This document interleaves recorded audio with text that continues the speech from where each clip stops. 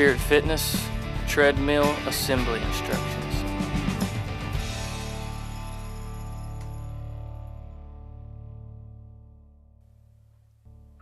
First thing you want to do is cut the bands off of the box. Take the top of the box off, and then take all the styrofoam out, the plastics off, and all the parts out. Step 1, upright tube assembly. First you want to get the right upright.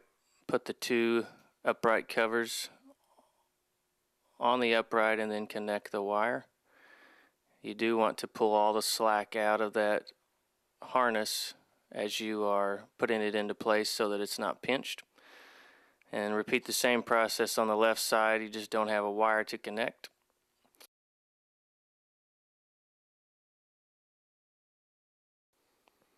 Now we're going to install the 5 bolts that hold that uprights into place. There's 3 bolts on the outside, 1 on the very end, and then 1 on the inside. And you want to tighten those down pretty snug.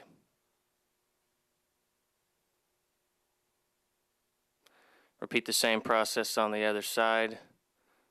3 bolts on the outside, 1 on the end, and 1 on the inside.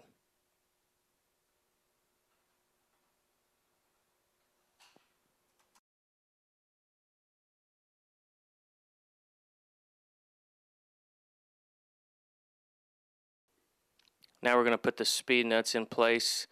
To put these on correctly, you want to be sure that the flat edge is to the outside, or the side that the screw would go through first. There are 2 of these, 1 at the front and 1 at the back. And repeat the same process on the other side. Step 2, console assembly. Now we're going to be putting the console in place. This isn't the easiest thing to do for one person, so you might need to get some help. Just want to attach the 2 harnesses on the right side, snap those together, and then the 1 harness on the left side. Once you get those together, you can put the 2 bolts in on each side that hold that console in place.